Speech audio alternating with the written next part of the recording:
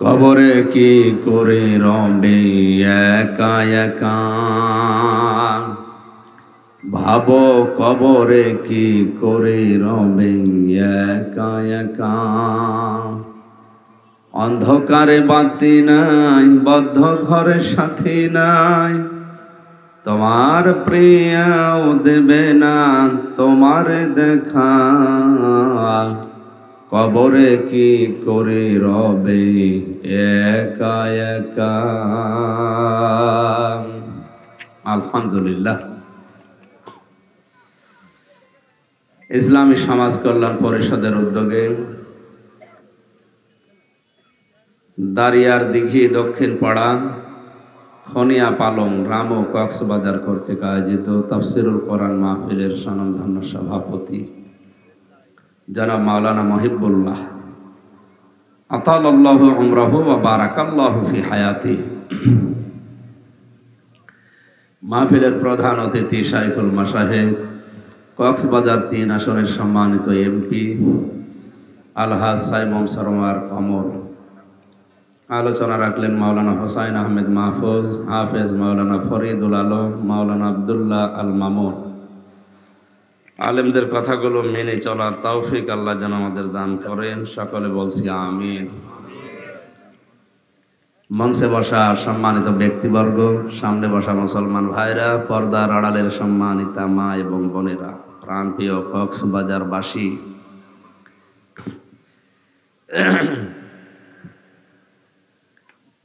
দল মত জাতি বর্ণ ধর্ম নির্বিশেষে আমাদের এই অনুষ্ঠানে যে আমরা হাজির হলাম, খুশি হয়ে বলছে আলহামদুলিল্লাহ। এটা এখন একটা ইবাদত। এটা কি ইবাদত চলছে। মাজলিস ফিকহিন খায়রুম মিন ইবাদাতি 60 সানা। এখানে দাঁড়িয়ে থাকবেন না, হ্যাঁ বসেন, সব বসেন।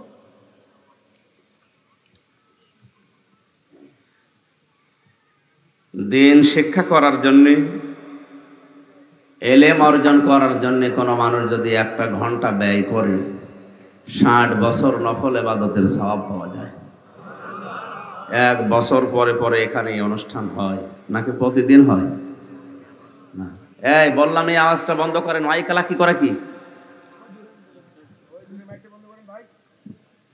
আওয়াজ বাড়ি খায়, ওটা বন্ধ করে দেন।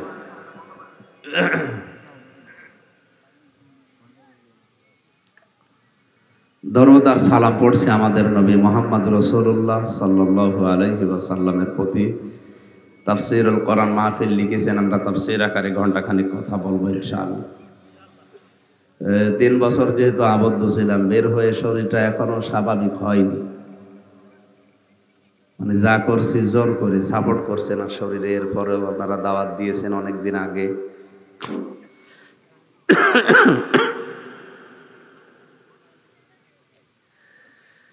দোয়া চাচ্ছি যেন আল্লাহ শরীরটা সুস্থ রেখে কিছু সঠিক কথা বলার তৌফিক আমাকে ভিক্ষা দেন। কোরআনে কারিমের সূরা মায়েদা 55-56 2টা আয়াত আমরা পড়েছি। আলোচনার সাবজেক্ট বন্ধু কারা। কে বললাম? এটা যে কত বড় গুরুত্বপূর্ণ বিষয়। বাস্তবতায় যারা বেড়ায় না, জেলখানায় যে আমি এটা আরো বেশি বুঝেছি যে বন্ধুর প্রভাব মানুষকে কোথায় নিয়ে যায়। এই মাইকালা কোথায় দেখি, ওর চেহারা দেখি। এদিকে আসেন, আসেন, এদিকে আসেন। বললাম যে এই আওয়াজটা অন্তত বন্ধ করে দেন, ডবল আওয়াজ হয়।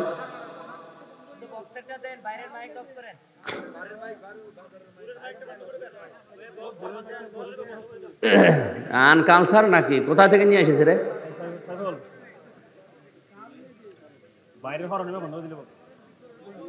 নাকি আমাদের ভাষা বোঝে না? ওই যেটা বাড়ি খাচ্ছে বললাম ওই মাইকটা বন্ধ করে দিন, নাকি কি কথা শুনি না?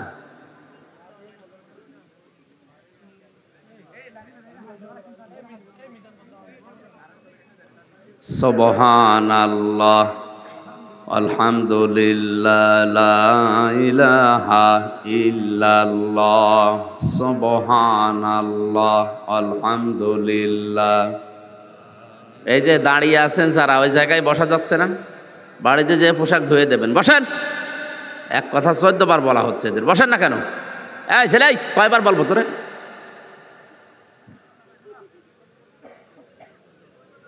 বসেন বসেন।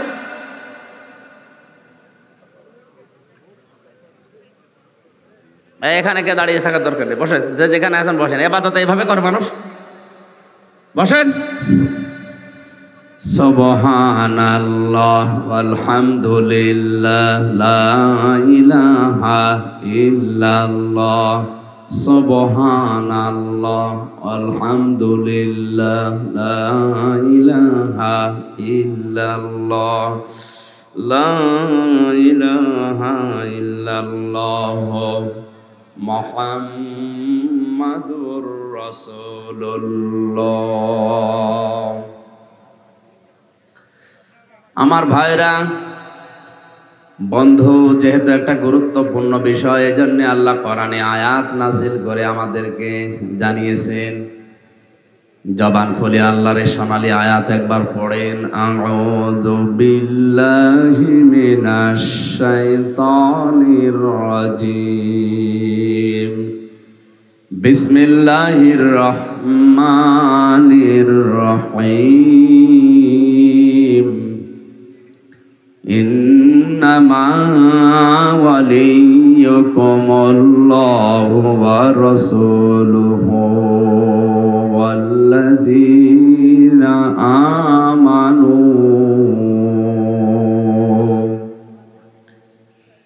আল্লাযীনা ইউকিমুনাস সালাতা ওয়া ইউতুনাজ যাকাতা ওয়া হুম রাকিউন।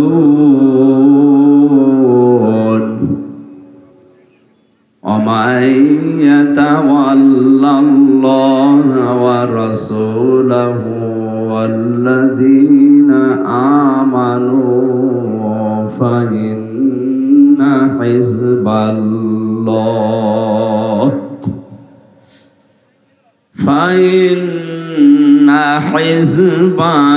হিজবাল্লাহি হুমুল গালিবুন।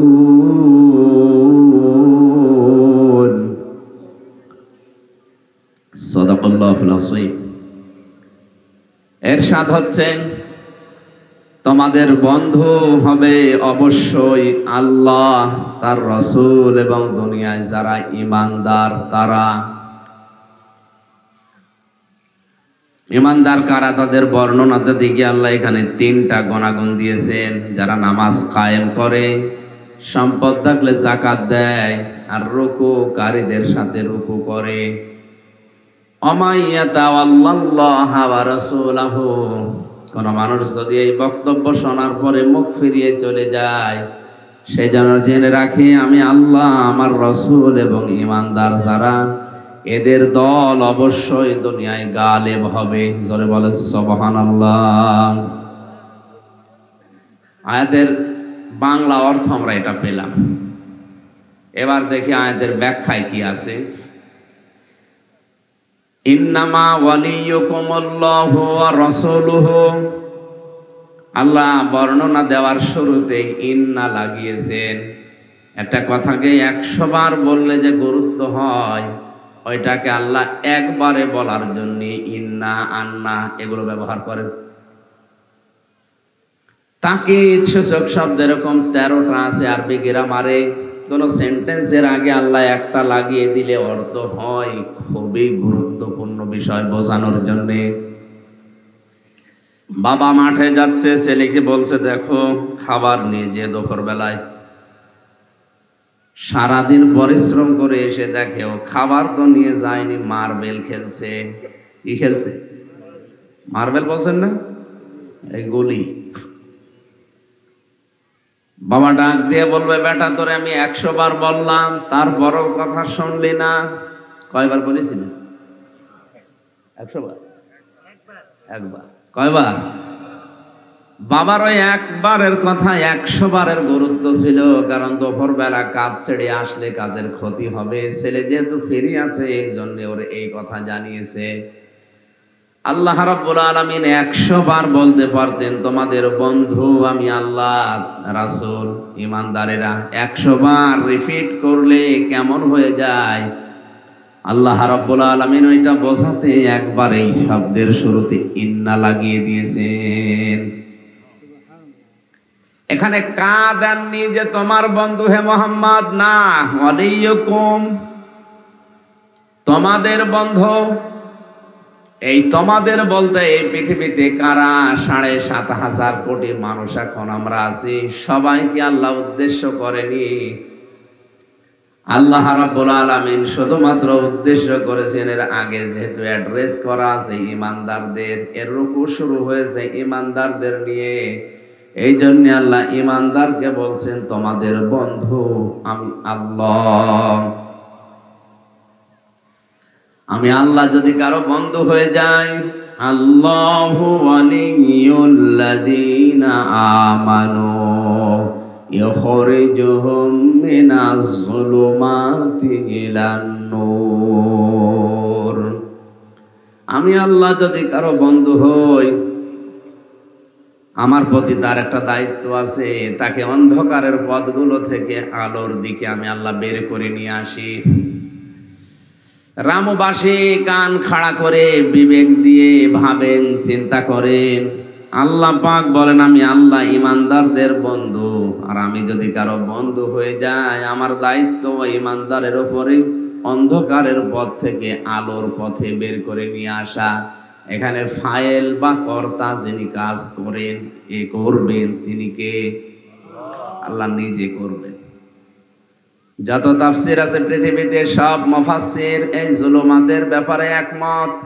দুনিয়ায় যত নিয়ম নীতি করা আছে, যত ধর্ম আছে, ইসলাম বাদ দিয়ে আল্লাহর কাছে সব অন্ধকার।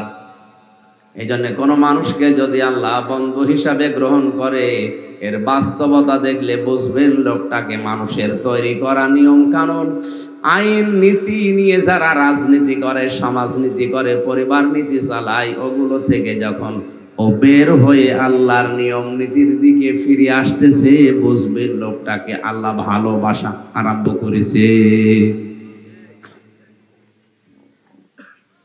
সূরা আলে ইমরানের ১৮৫ নম্বর আয়াতের ব্যাখ্যা আল্লাহ দিয়েছেন, ফামান যুহজিহা আনিন নারি ওয়া উদখিলাল জান্নাতা ফাকাদ ফাজ ওয়ামাল হায়াতুদ দুনিয়া ইল্লা মাতাউল গুরুর। কোন মানুষকে আমি আল্লাহ বাঁচিয়ে দিলাম, তার মানে কাউকে যদি জাহান্নামের কাজগুলো আস্তে আস্তে ছেড়ে দিয়ে জান্নাতের কাজে আস্তে আস্তে আগিয়ে দেয়, বুঝবেন আমি ওই লোকটার জীবন সফল করে দিয়েছি। আমার এই ৩৩ বছর বয়স, এই বয়স পর্যন্ত আমি যত ভালো কাজ করেছি, আমার দৃষ্টিতে, কোরআনের দৃষ্টিতে, আমার বিবেকের দৃষ্টিতে যত ভালো ভালো কাজ আমি করেছি, মানে নামাজ পড়া, রোজা রাখা, মানুষকে সাদকা করা, যত ভালো কাজ করেছি, এটা কবুল হয়েছে কিনা জানার একটা পদ্ধতি আছে। কয়টা? এই কথা বুঝতেছেন? আমার জীবনের এই ভালো কাজগুলো আসলে আল্লাহর দরবারে কবুল হয়েছে কিনা জানার পদ্ধতি বললাম কয়টা? হ্যাঁ, একটা। ৪টা বলছে কি? এই পদ্ধতির ভেতরে আল্লাহর কোরআনে কারীম জানিয়েছে, তুমি যদি মানুষের সাথে হাসি মুখে কথা বলো, ভালো ব্যবহার করো, যদি তোমার এই আচরণটা শুরু হয় মানব সমাজে, বুঝবে তোমার জীবনের ইবাদত কবুল হয়ে গেছে। আর যদি কর্কশ ভাষী হয়, মানুষের সাথে কথা বললে গরম দিয়ে কথা বলে, ওর আচরণ ভালো নাই, রূঢ়, রুস্ক, কর্কশ, বুঝতে হবে ওর জীবনের ওই ভালো কাজগুলো এখনো আল্লাহ পছন্দ করেনি। কথা যদিও আমি নরম ভাষায় বলেছি, এটা যে কত ওয়েটওয়ালা কথা, কত ওজনওয়ালা কথা, যাদের মাথায় মগজ আছে তারা টের পাচ্ছেন। আমার জীবনের ভালো কাজগুলো কবুল হয়েছে কিনা আল্লাহ নিজে জানিয়েছেন। যখন তোমার আচরণ মানুষের সাথে ভালো হবে, তুমি দেখবে যে ভালো হচ্ছে, বুঝবে আপনার জীবন আল্লাহর কাছে ভালো লেগেছে। মানুষের জীবনে সফলতা বেশি দিন বেঁচে আছে না, মানুষের জীবনের সফলতা বেশি দিন ক্ষমতায় আছে না। 4-5টা বিয়ে করেছে। আমার কুষ্টিয়ার এক হারামজাদা 7টা বিয়ে করে সংসার চালাচ্ছে। ওর যে মাজায় আল্লাহ কি জোর দিয়েছে আল্লাহ জানে। 7 বিয়ে করিস, আমাদের একটাই টেকে না। আর কয় বিয়ে করিস? এটা জায়েজ না হারাম? একসাথে সর্বোচ্চ 4টা রাখা যায় না। আর 7টা নিয়ে করছে। ও বলছে আমার মায়ের মান্যত ছিল, আমি 7টা বিয়ে করবো, আমি করেছি।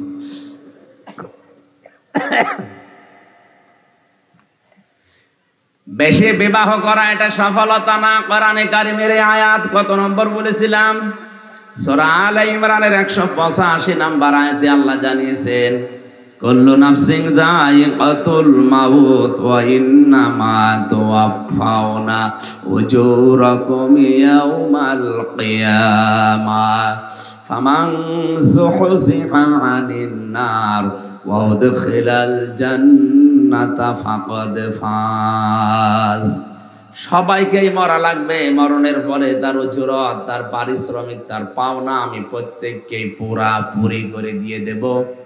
ওই লোকটার জীবন তো সফল, যাকে আল্লাহ জাহান্নামের কাছ থেকে আস্তে আস্তে সরিয়ে জান্নাতের দিকে এগিয়ে দিচ্ছে। এই লোকটার জীবন সফল। আল্লাহ ভালোবাসলে, বন্ধু হিসাবে গ্রহণ করলে প্রথম কাজ কি তার?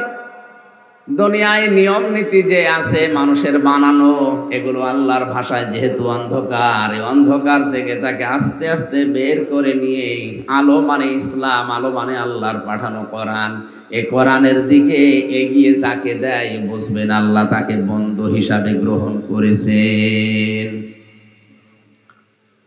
আমি একটা হাদিস পড়েছিলাম, আল কাসিবু হাবিবুল্লাহ, যারা কাজ করে খায় এরা আল্লাহর বন্ধু।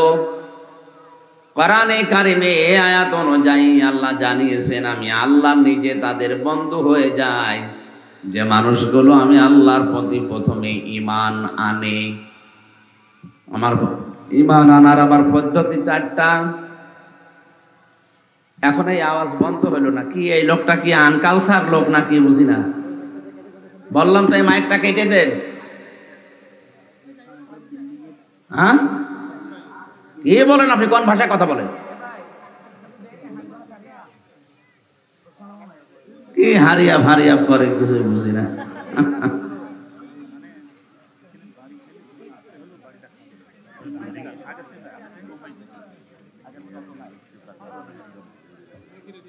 মায়ানমারের পাশে তো, মায়ানমারের পাশে না এগুলো, এদের ভাষা হয়ে কথা বোঝায় আর একজন দোভাষী লাগবে।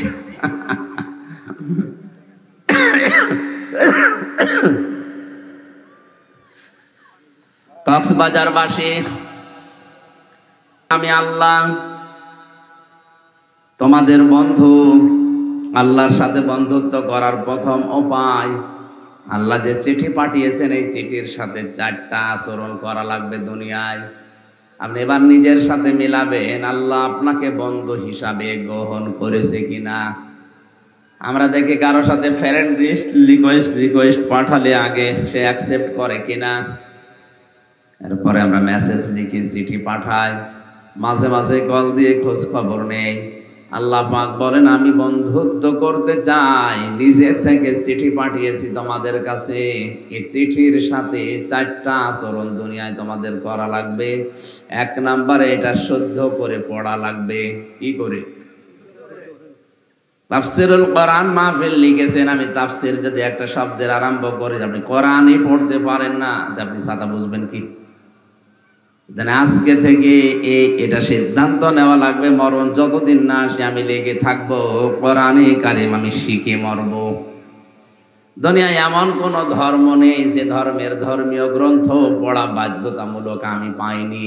শুধুমাত্র ইসলাম ধর্মে কেউ যদি গ্রহণ করে, প্রবেশ করে, তার ধর্মীয় গ্রন্থ পড়া ফরজ। কোরআন পড়া কি? বলেন বলেন। এখানে জরিফ চালালে দেখবেন 100 জনের প্রায় 95 জন পড়তে পারে না।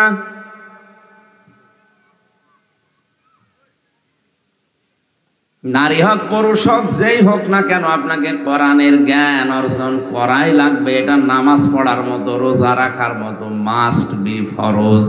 এটা কি? এ ফরজ দায়িত্বই যদি আপনার জীবনে না থাকে, সামনে যে দিন আসতেছে, শিক্ষা ব্যবস্থা নিয়ে যে ষড়যন্ত্র বিশ্বের মুসলিম দেশগুলোতে আরম্ভ হয়েছে, তার কিছু নজির আপনি পেয়েছেন অলরেডি। আগামী 10 বছরের ভেতরে আপনার ছেলে আল্লাহর পরিবর্তে কি বলে ডাকবে আপনি নিজেও টের পাচ্ছেন না। সুতরাং এখনো যদি পরবর্তী ভবিষ্যৎ প্রজন্মকে আপনি অন্তত রেখে যেতে চান জায়গা মতো, সর্বপ্রথম তাকে কোরআনের শিক্ষা দেওয়া বাধ্যতামূলক করেন। ওরে হাফেজ বানানো লাগবে ফরজ না, ওরে মাওলানা মুফতি বানানো লাগবে ফরজ না। যতটুকু কোরআনে কারিম জানলে, ইসলাম জানলে দুনিয়ায় চলা যায়, এতটুকু তাকে শেখাতে হবে। এই জন্য আহ্বান জানাচ্ছি, এলাকায় যদি মাদ্রাসা ওইরকম না থাকে আশপাশে তৈরি করেন। টাকা পয়সা আপনি কি করবেন 50 বছর পরে?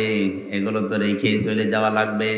এমন এমন কাজে রাখা দরকার অন্তত 100 বছর পরেও যেন আপনার কবরে আল্লাহ শান্তি দিতেই থাকেন। এই প্রজন্মগুলো, বিশেষ করে আপনার সন্তান, আপনার নাতি, নবীজি বলেছেন 3টা জিনিস কখনো বন্ধ হয়ে যায় না, সাদগায়ে জারি হিসাবে জারি থাকে। তার একটা হচ্ছে নেককার সন্তান, নেককার নাতি। যারা মারা যাবার পরে এরা যখন কোরআন পড়বে, দোয়া করবে, বুঝবে, ভালো ভালো কাজের আঞ্জাম দেবে, আপনি কবরে বসে সওয়াবগুলো পাবেন। এই জন্য আমাদের নিজেদেরকেও বাঁচাতে হলে অন্তত সন্তানগুলোকে কোরআন পড়ানো শেখানো উচিত। এরা যদি 1 থেকে 5 পর্যন্ত অন্তত ওই সমস্ত জায়গায় না দিয়ে কোরআন যেখানে পড়ানো হয়, বোঝানো হয়, এরকম কিছু তৈরি করে দেন। ভেদটা যদি মজবুত হয়ে যায়, ও 6, 7, 8, 9, 10 পর্যন্ত যাই পড়ে পড়ুক, করে আপনি টলাতে পারবেন না। রামবাম নাস্তিকরা যে উদ্দেশ্য নিয়ে যে গভীর ষড়যন্ত্র এটা আরম্ভ করেছে, ওদের উদ্দেশ্য সফল হবে না। আমি জানি এখানে যারা আছে এই কথার ওজন আপনি টের পাননি। এটা যেহেতু ভিডিও হচ্ছে, রেকর্ড হয়ে চলে যাবে, কালকেই যাবে নাস্তিকের কানে। যারা এই গোপন ষড়যন্ত্রে মেতেছে ওদের টনক নড়ে যাবে কালকে। ওরা কালকেই দেখবেন উল্টা পাল্টা বিষয় দিয়ে শুরু করবে বিভিন্ন জায়গায়। আমি শুধু আপনার উদ্দেশ্য করে এখানে বলি না, এটা মিডিয়া আছে এই কারণে বললাম। ওরা যেমন ষড়যন্ত্র করছে, আমরা উচিত জবাব দেব। আমাদের ছেলে মেয়ে যাদের 96% মুসলমান এই দেশে, আমরা 4% অন্যান্য জাতি আছে, ওরা কিছু করতে পারবে না। অন্তত আমরা আল্লাহ রসুলকে যারা বিশ্বাস করেছি বন্ধু হিসাবে পেতে চাই, পরবর্তী প্রজন্মগুলোকে যেন কোরআনে কারিমটা ওদের হাতে রেখে যেতে পারি, ওই ব্যবস্থা করা দরকার। দ্বিতীয় নম্বরে, আল্লাহর বন্ধু যদি কেউ দাবি করে, আল্লাহ যে চিঠি পাঠিয়েছেন, আমি শর্ত বলেছিলাম কয়টা? বলেন বলেন। আল্লাযীনা আতাইনাহুমুল কিতাবা ইয়াতলুনাহু হাক্কা তিলাওয়াতি উলাইকা ইউমিনুনা বিহি ওয়া মান ইয়াকফুর বিহি ফাউলাইকা হুমুল খাসিরুন। সূরা বানী ইসরাঈলের 121 নম্বর আয়াতে আছে, আমি আল্লাহ যাদের কিতাব দিয়েছি তারা এর হক আদায় করে তেলাওয়াত করে। কি করে? তেলাওয়াত মানে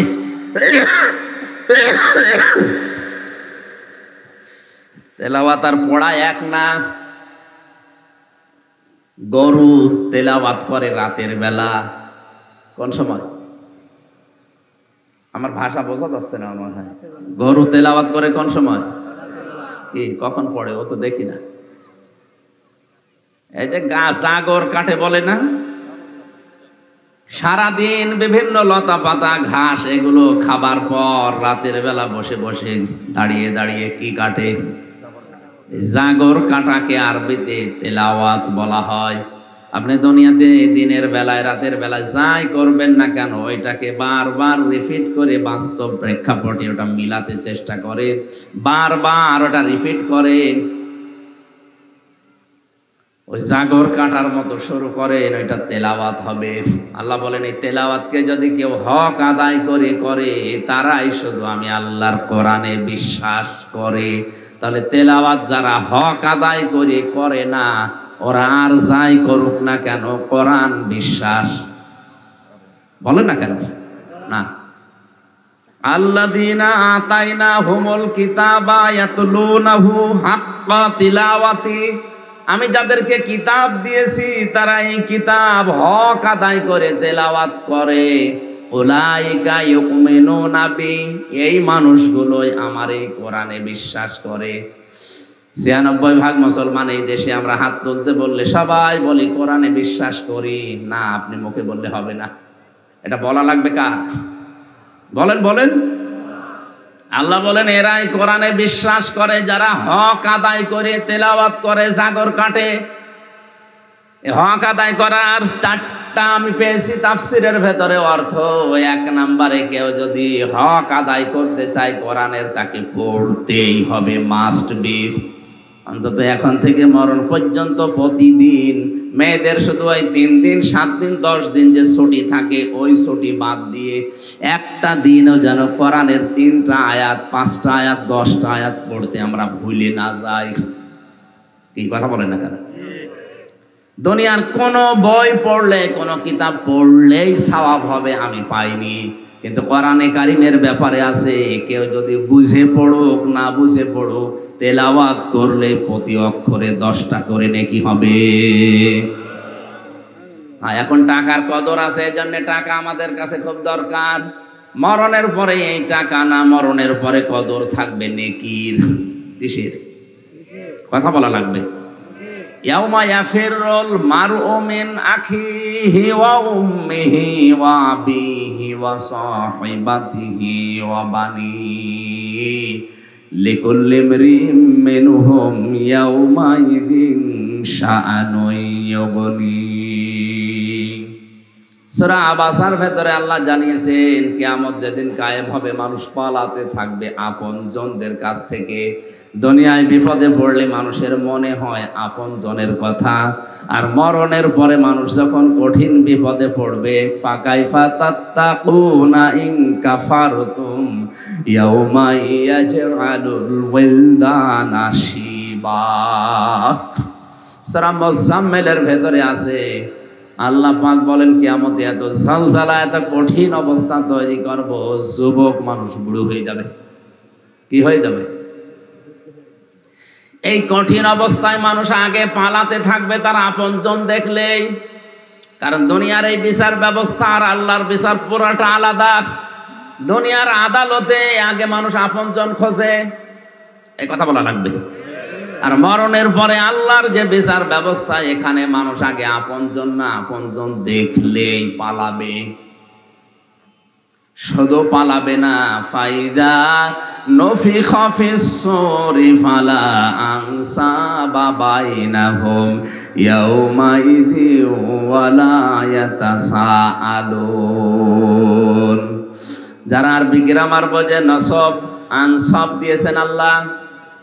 যত রকমের সম্পর্ক আছে দুনিয়াতে, শ্বশুরের দিক থেকে, বাবার দিক থেকে, মায়ের দিক থেকে, নিজের স্ত্রীর দিক থেকে যত রকমের সম্পর্ক আছে, সব সম্পর্ক সিংহায় ফুৎকার দেওয়ার পরে কাট হয়ে যাবে। মানুষ আগেই মনে করবে ওই যে আমার চাচা আসতেছে, আগে পালাবে। ওই যে আমার বাবা আসতেছে, আগে পালাবে।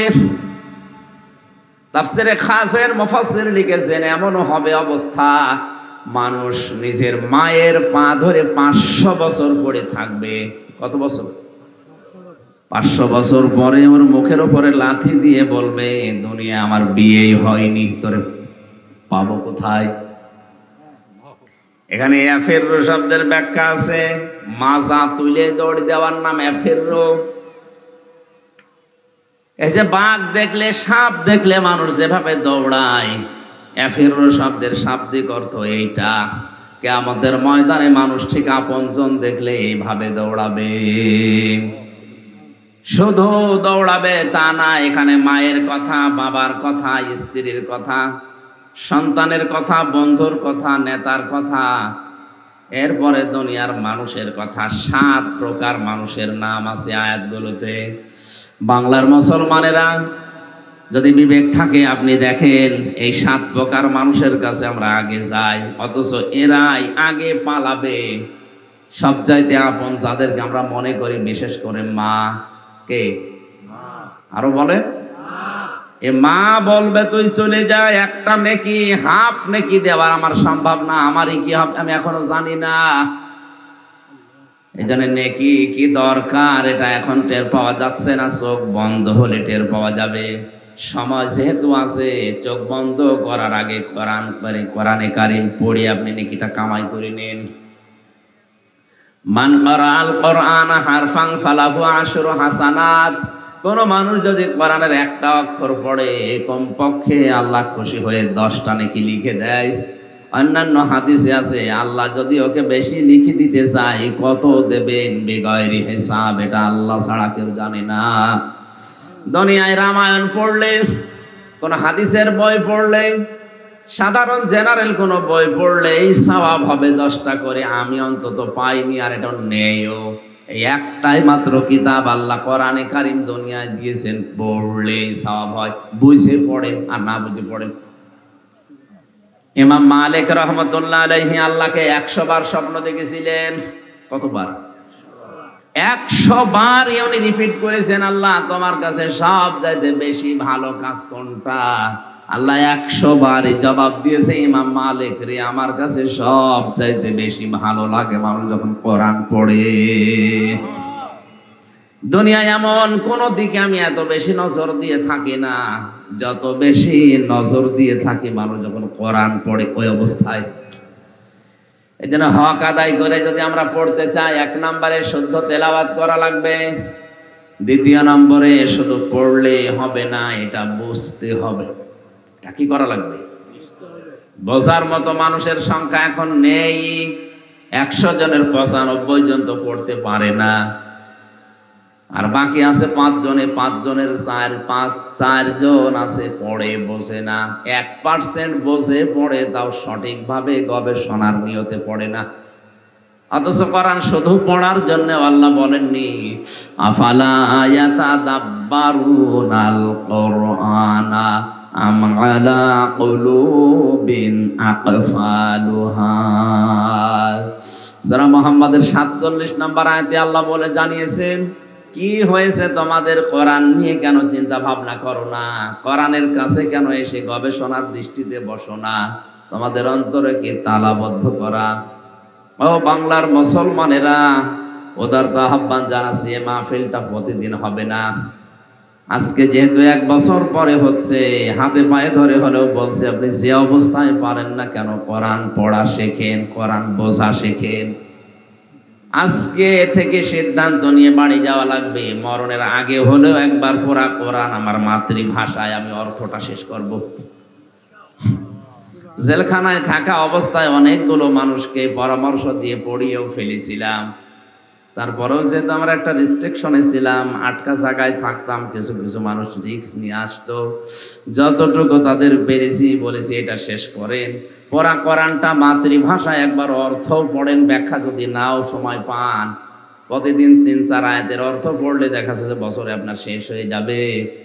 তাহলে এই দেশে আপনাকে কে আবার ধোঁকা দিয়ে বোকা বানিয়ে শিরিক বেদাত করাতে পারবে না।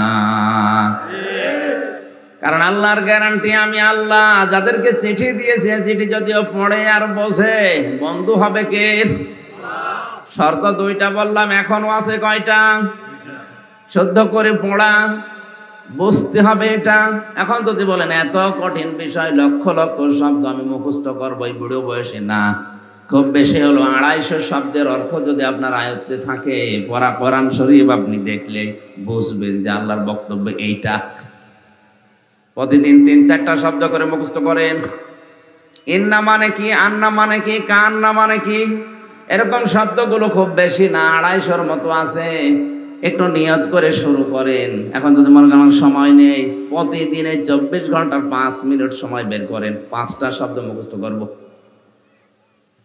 আপনি তাহলে তালবে এলেম হয়ে যাবেন। এখন তো 60 বছর বয়স, আমার তালবে এলেম। হ্যাঁ, আপনি তালবে এলেম, এলেম তলবকারী। এই অবস্থায় যদি মরণের আগে আপনি শিখতে শিখতেই মারা যান, শেখা যদি নাও হয়, তারপরও আপনি কিয়ামতের দিন তালবে ইলম হয়ে উঠবেন, যাদের কোনো বিচারও হবে না, হিসাবও হবে না। তালেবে ইলমের মর্যাদা আল্লাহর নবী এত বেশি দিয়েছেন, কোন রাস্তা দিয়ে যদি তালেবে ইলম হেঁটে যায়, ওই রাস্তার পাশে ফেরেশতারা নিজেদের পর বিছিয়ে দেয়। এখন এই 60 বছরের লোক যদি বলে আমি বুড়ো মানুষ, আমার পায়ের নিচে বিছিয়ে দেবে, হ্যাঁ আপনি বুড়ো তাই কি, আপনি তালেবে ইলম না? নবীজি কিন্তু 5 বছর 7 বছর 10 বছরের ছেলে মেয়েরাই শুধু তালেবে ইলম তা বলেন নাই। তালাবুল ইলমি ফারিদাতুন আলা কুল্লি মুসলিমিন ওয়া মুসলিমাতিন। ছেলে হোক মেয়ে হোক, দ্বীনের ইলম তলব করা এটা নফল কাজ না, এটা ফরজ। এটা কি একেবারে সহজ জিনিস, খুব বেশি কঠিন হলে আল্লাহ বারবার এই কথা কোরআনে বলতেন না। ওয়ালাকাদ ইয়াসসারনাল কুরআনা লিযিকরি ফাহাল মিন মুদ্দাকির। এই কোরআন আমি সহজ করে দিয়েছি, এখান থেকে উপদেশ নেওয়ার মতো কেউ আছো কি? তাহলে যারা এই কক্সবাজার জেলাতে আসবে, আপনাকে অন্তত ধোঁকা দিয়ে একটা জিনিস বুঝিয়ে দিয়ে চলে যেতে পারবে না। আজকে থেকে আগামী বছরের এই দিন পর্যন্ত পড়া কোরআনটা মাতৃভাষায় 2-4 আয়াত করে পড়ে পড়ে, বাংলা পড়ে পড়ে আপনি শেষ করে ফেলবেন। আমি কয়েকবার মাত্র শেষ করেছি বাংলাটা, এখন আমার কাছে পুরা কোরআন শরীফের সব আয়াতই এক মনে হয়। তা আপনি যদি একবারও পড়েন, অন্তত এক মনে না হলেও বেশি তফাৎ হবে না। বন্ধ হওয়ার 2 নম্বরের শর্ত তাহলে বুঝতে হবে আপনাকে। 3 নম্বরের শর্ত দিয়েছে, এটা শুধু বুঝলে হবে না, যতটুকু বুঝবেন অতটুকু আপনার ওই জীবনে আমল করা, কাজ করে দেখাতে হবে। শুধু কাজ করে দেখালেই হবে না, 4 নম্বরে যেটা জানলেন ওটা পৌঁছিয়ে দেওয়ার দায়িত্ব নেওয়া লাগবে। শর্ত কয়টা? খুব ভালো করে খেয়াল করে। 1 নম্বরে পড়তে হবে, তাও যেমন তেমন পড়া না, কি করে? শুদ্ধ করে। বলেন, আর বিশুদ্ধ করে পড়ার খুব বেশি হলো 12 থেকে 13টা নিয়ম আছে। আর বাকি যেগুলো কারিয়ানা পড়তে হয় প্রায় 120-22টার উপরে, পুরাটা আপনার দরকার নেই, ওগুলো ওদের দরকার। আপনি যদি একেবারেই না পারেন, অন্তত 12-13টা কায়দা। কখনো গণনা হবে, কখন অক্ষর ছেড়ে যাবে, কখনো 1 আলিফ টান হবে, 3 আলিফ 4 আলিফ, সব মিলে 12টা।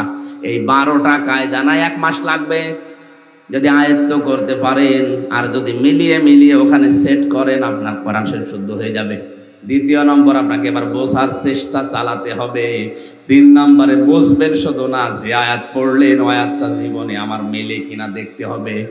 আমি কোরআনে পড়েছি যে সুদ খাওয়া যাবে না, ঘুষ খাওয়া যাবে না, যৌতুক নেওয়া যাবে না, এইটা আমার জীবনে জীবন চলে গেলেও আমি মিলাবো। শুধু মেলাবো এতটুকু না, আরো মানুষ যেন মানতে পারে সেই ব্যবস্থা আমি করে দেব। এই 1 নম্বরে পড়া, 2 নম্বরে বোঝা, 3 নম্বরে আমল করা পর্যন্ত অসুবিধা নেই। কিন্তু আমরা যখনই বলি আমি যা পড়ি, আমি যা বুঝি, আমি যা মানি, এটা আমি পৃথিবীর মানুষকেও মানাবো, তখনই আমাদের বিরুদ্ধে ষড়যন্ত্র শুরু হয়। আমি যতদিন কোরআন পড়েছিলাম, মাদ্রাসা লাইনে যতদিন কোরআন পড়েছিলাম, বুঝেছিলাম, কোনো অসুবিধা আমার হয়নি। বিশ্ববিদ্যালয়ে যাবার পরে যখন কোরআন আমি প্রচার আরম্ভ করেছি, যে আমি যতটুকু জানি আমি এইটাও প্রচার করব, কারণ এটা আমার নির্দেশ। বাল্লিগু আন্নি ওয়ালাউ আয়া। বাল্লিগ না, বাল্লিগু বহু বছর। আল্লাহর নবী বলেন তোমরা সবাই মিলে প্রচার করো। আমি আল্লাহর নবীর পক্ষ থেকে যদি একটা আয়াতও তোমার জানা থাকে, ওইটাও প্রচার করে দাও। এটা ফরজ না নফল? এই দায়িত্ব পালন করতে গিয়ে যখন ফরজ মনে করে যতটুকু জানি প্রচার করি, মানুষদেরকে অন্ধকার থেকে আলোর দিকে নিয়ে আসার জন্য চেষ্টা চালায়, শয়তান তো বসে নেই, ওর দোসররাও বসে নেই, ওরা তখন ষড়যন্ত্র আরম্ভ করে। এটা এখন করছে শুধু তা না, আগেও করেছে। বিশ্বনবী যতদিন কোরআনে কারিম পেয়েছিলেন, পড়েছিলেন, বুঝেছিলেন, আমল করেছিলেন, অসুবিধা নেই। যখন বলেছিলেন না আমি এটা মানুষকে মানাবো, আমি এটা মানুষকে মানিয়ে পরিবার পরিবেশ ঠিক করে দেব, তখনই তার ঝামেলা আরম্ভ হয়েছে না হয়নি? আল্লাহর পক্ষ থেকে আমরা 4টা শর্ত পেয়েছি। কেউ যদি কোরআন বিশ্বাস করিয়ে কথা বলে, শুধু মুখ দিয়ে বলাই না, বাস্তবে ট্রেনিং, বাস্তবে প্রতিফলন করার পদ্ধতি 4টা। যারা করে এই বাংলাদেশে শুধু তারাই কোরআন বিশ্বাস করে। এবারে সহজ কথা যদি কেউ না বোঝার ভান করে থাকেন, হাত তোলেন দেখি, তোলেন যে আমি এখনো কোরআন হক আদায় করে পড়ার কি নিয়ম আমি জানি না।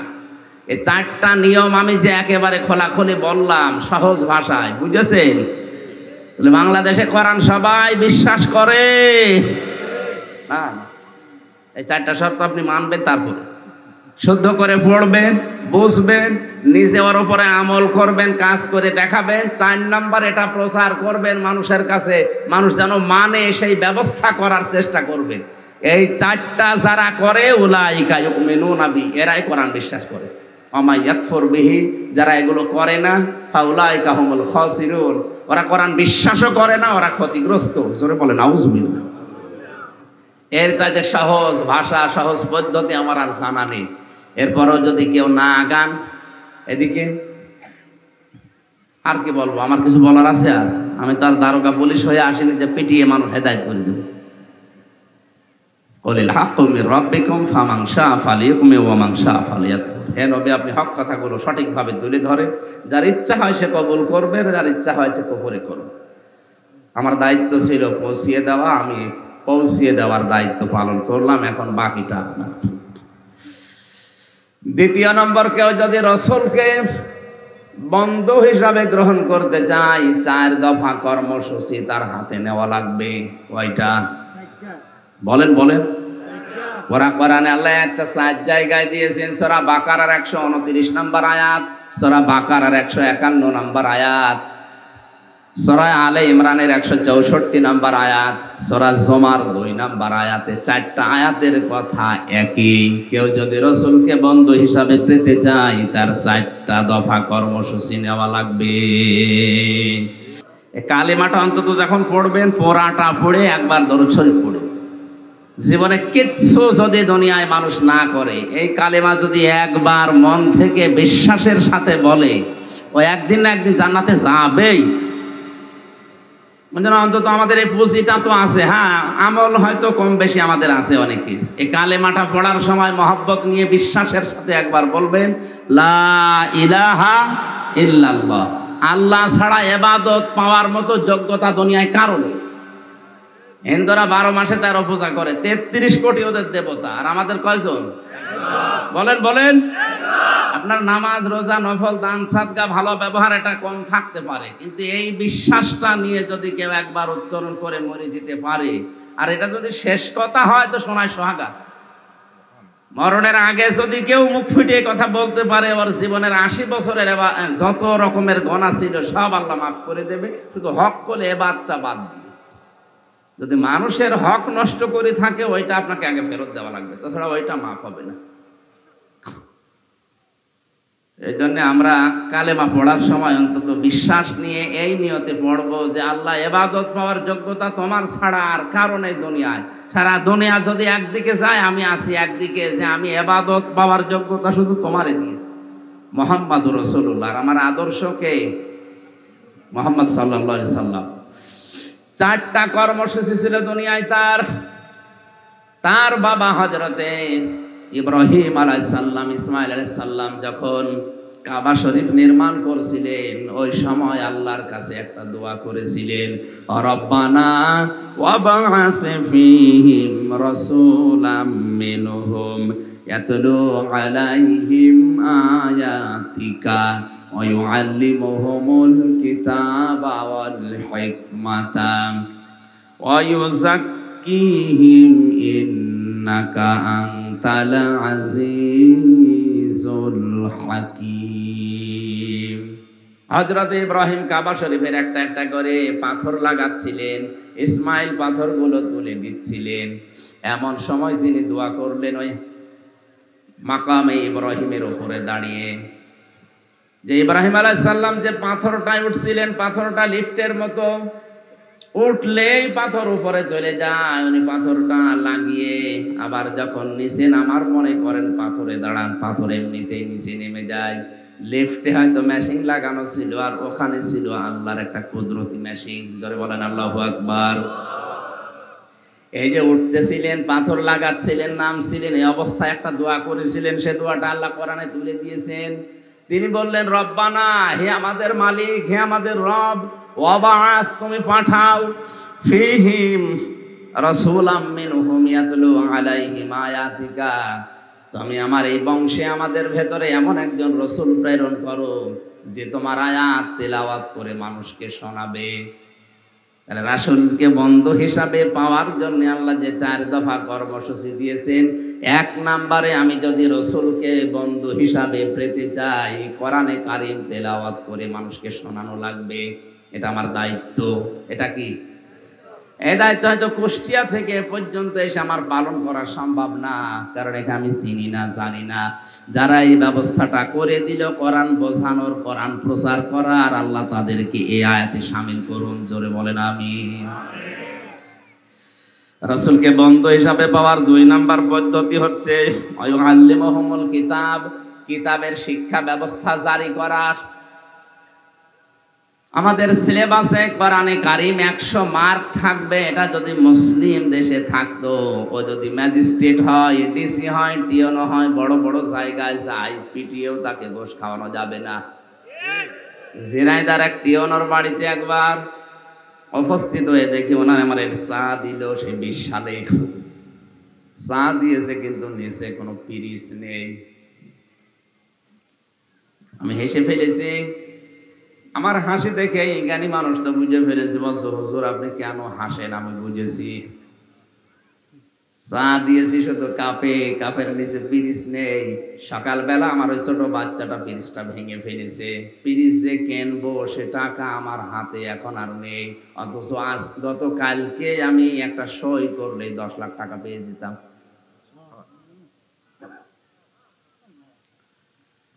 আমি ছোটবেলায় কোরআনে কারীম পড়েছিলাম এবং বুঝেছিলাম, এতটুকু আমি জানতাম যে ঘুষ খাওয়া জায়েজ নেই। আমার এই ছোট্ট জীবনে আমি অন্তত এই পথে পা বাড়াইনি। আল্লাহ এই কারণেই মনে আমার পরিবারটা এখনো শান্ত রেখেছেন। পরিবার আসলে শান্ত। যারা অবৈধভাবে ইনকাম বন্ধ করে দেয়, আল্লাহর দিকে তাকিয়ে কষ্ট তাদের হবে, কিন্তু অজানা একটা শান্তি আল্লাহ তাদের মনের ভেতরে পরিবারে তৈরি করে দেবে। কারণ আমরা জানি শান্তি এটা আল্লাহর নাম। সালাম কার নাম? আপনি টাকার উপরে শুয়ে থাকলেও শান্তি পাবেন না, অথচ দেখা যাচ্ছে অনেক মানুষ গাছতলায় বসে শুয়ে এমন ঘুমাচ্ছে, সিটাক্সিন খেয়ে, কষিয়াম খেয়ে, ওই ঘুম আসে না। শান্তি দেওয়ার একচ্ছত্র মালিকানা আল্লাহর। তার বিধানের বাইরে গেলে আল্লাহ শান্তি নষ্ট করে দেয়। চর্মচোখে হয়তো দেখা যায় খুব আরামে আছে, লোকটা 5 গাড়ি নিয়ে আসতেছে, কিন্তু ওর ভেতরও বিষ। আপনার চাইতে আমি কম দামি গাড়িতে উঠি নাই। আকিজ গ্রুপ আমার যে গাড়ি দিয়েছিল, কত দামি গাড়ি আপনারা দেখেছেন। বাস্তবতা কোরআনে কারীমের বাইরে আপনি, আমি এবং আপনাদেরকে আহ্বান জানাচ্ছি, যাওয়া যাবে না। যত কঠিন পরিস্থিতি আসুক না কেন, শয়তান যত ধোকায় ফেলুক না কেন, না। কারণ এখনই চোখ বন্ধ করে দিলে অবৈধগুলো আমার কবরে শাস্তির কারণ হয়ে দাঁড়াবে। এখানে প্রথমে তো ওই গজলটা 2 লাইন বললাম, কবরে কি করে রবে একা একা, অন্ধকারে বাতি নাই, বদ্ধ ঘরে সাথী নাই, তোমার প্রিয়াও দেবে না তোমার দেখা, কবরে কি করে রবে একা একা। এক মুহূর্ত যে সন্তানে না দেখলে ঝড় ওঠে প্রাণে, তাদের ছেড়ে গোরস্থানে থাকবে যে একা। তারা বছরে 2-1 বার পাশে যাবে জিয়ারতের আসে, 1000 বছর কোটি বছর নির্ঘুম নিঝুমে থাকবে একলা। কবরে কি করে রবে একা একা।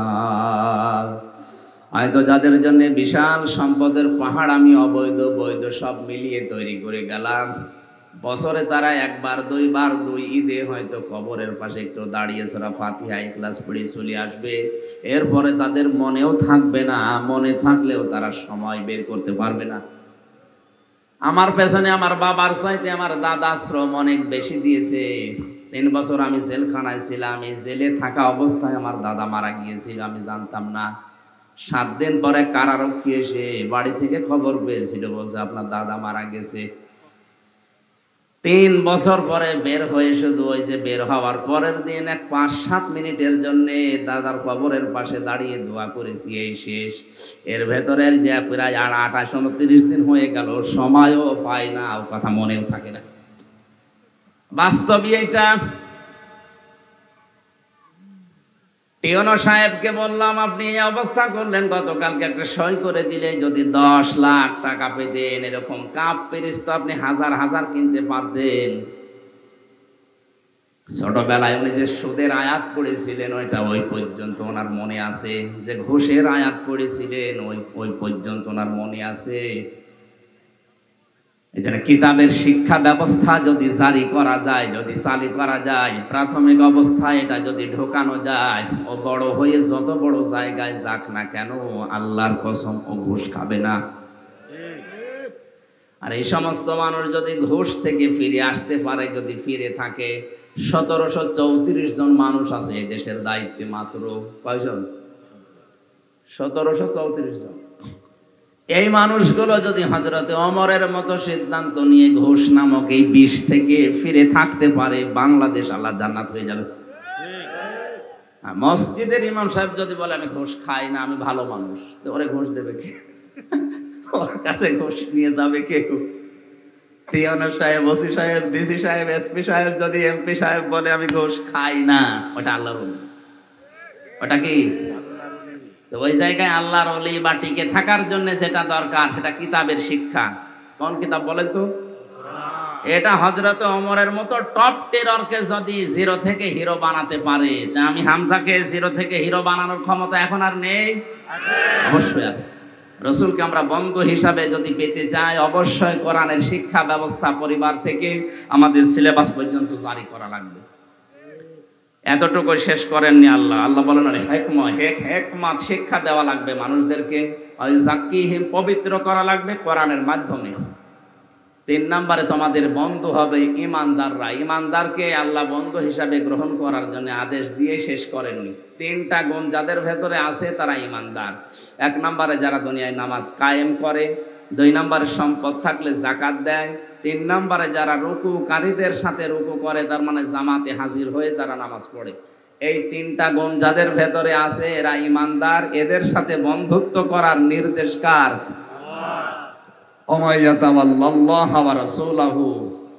এরপরেও যদি কেউ মুখ ফিরিয়ে চলে যায়, শুনে রাখো, ফাইন্না হিজবাল্লাহি হুমুল গালিবুন।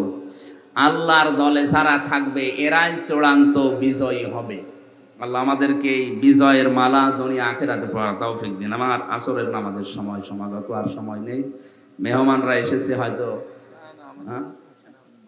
না বয়ান করলে তো আমি এখনো পারি, এই আসরের নামাজ তো 5 মিনিট আছে, নামাজটা তো ফরজ। তো